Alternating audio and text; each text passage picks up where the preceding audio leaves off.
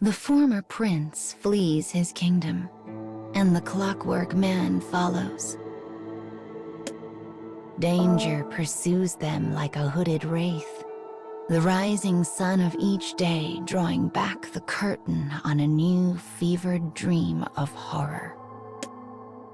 This day, the pair finds themselves in the ruins of a castle, the former stronghold of a once proud nation that now lies forgotten on the ash heap of history. As pursuing clockwork soldiers enter the ruins, the boy and his retainer fight them off one after the next. During a particularly fierce skirmish, one of these pursuers burns the retainer's hand. Their enemies are mass-produced clockwork soldiers featuring the newest and best technology the kingdom has to offer. The man is an older model, and though he has never once failed to protect the boy, each victory is hard-fought, the margin thin as the edge of a knife.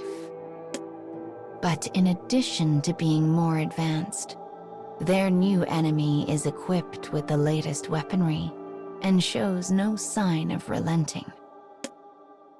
As the retainer skillfully slips into the shadows, he makes a signal to the prince, who holds his breath. Their window for victory is a hair, an eyelash, a whisper. The moment the enemy turns his back, the retainer dashes forward. By the time he realizes something is amiss, the clockwork man's weapon is drawn. The dry crack of a gunshot echoes around the crumbling walls of the ruins. Another narrow victory is theirs.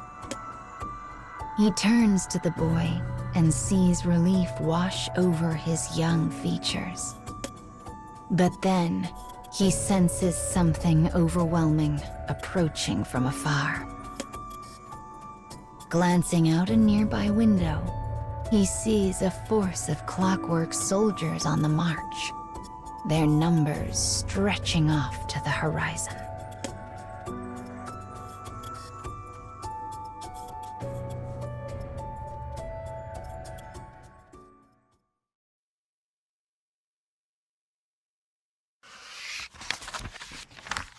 The former prince and the clockwork man hide themselves near the castle rear gate to discuss strategy.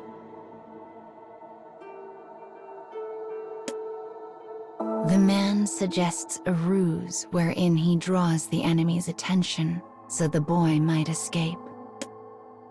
But the prince will not hear of it. No, I won't leave you to die. We fight together. The boy puts all of his strength into this statement, hoping to overwhelm his companion into acquiescence. But the man simply shakes his head. This enemy is beyond any we have yet faced. I cannot protect you and hope to defeat them at the same time. It is a cold and bitter analysis. After a moment, the boy reluctantly accepts the truth of it. He hefts a bag filled with his few meager possessions over his shoulder and slips through the back gate. I'll meet you in the next town, he says. We'll go on from there. A slight smile washes over his face before he slips off into the dark.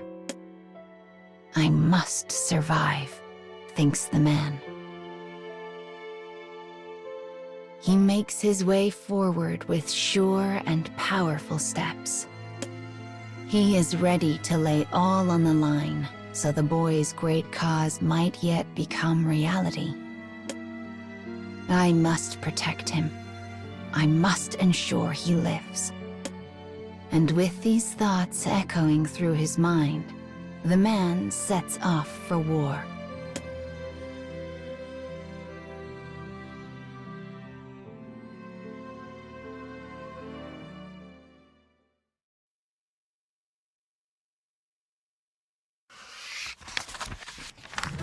The castle ruins are a fog of gunpowder haze and flying lead. The enemy's plan is clear: strike fast and hard and damn their own losses. Their numbers are staggering, their power unimaginable. They move as one, an unstoppable wave that seeks only to destroy. Bullets enough to blot out the sun fly over the man's position without pause. He is badly injured and bleeding from countless wounds. But he has learned many things on his travels and possesses knowledge his enemies do not. He knows things, ways to escape situations that would prove fatal for any other. So as the bullets rage, a desperate flame sparks to life in the deepest part of his soul, and he redoubles his efforts. Finally, silence descends over the ruins, leaving only the hollow click of his own gun as it cycles one final time through a now empty chamber. Before him lies a mountain of motionless clockwork soldiers. He is near the edge of exhaustion, the edge of death, and yet, somehow, he has won. A beat. He is a moment too slow. One clockwork soldier, one survivor, leaps out from behind a wall in ambush. The enemy aims his weapon at the small spot between the man's eyes. And though he understands what is happening, he cannot move. The damage is too much, he thinks calmly. The neural connection to my motor functions has been severed. Farewell, my prince. With that, the man surrenders his future.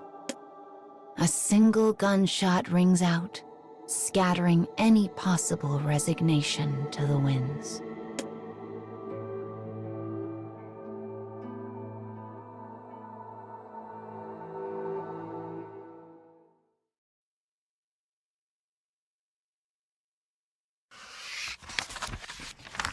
The bullet leaves the chamber and enters the heart. The heart of the enemy who had ambushed the clockwork man. The enemy staggers, confused. For the shot that had laid him low came from the weapon of the young prince. In his hand is one of the man's spare guns, which had been placed in the bag some time before. As shock and relief flood through the clockwork man, he finds his legs will no longer obey. He feels himself falling to the earth. But then the boy has him. "You've always been the one supporting me," says the young prince. "It's time for me to return the favor." His voice is a transient whisper. The man attempts to speak, but the words refuse to make the journey from mind to mouth.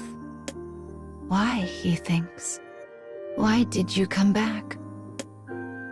In all of the man's planning, he never once considered that his young charge might return.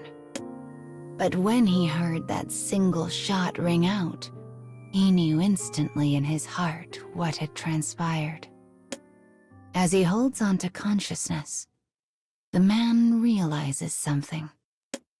Though he had chosen to protect the boy, he still subconsciously trusted and relied on the prince's strength and judgment. He turns this thought over and over in his mind. How had he been able to defeat such an overwhelming enemy? How did he possibly emerge victorious over the newest models of soldiers? But no matter how hard he thinks, the answers elude him. The bond between him and the boy is a thing beyond battlefield calculation. And perhaps that is precisely what he must protect. The precious bond that exists in the gossamer moment between past and future. "Come on," says the boy. "Time to rest." Though his thin arms and legs tremble, the boy continues to support his clockwork companion.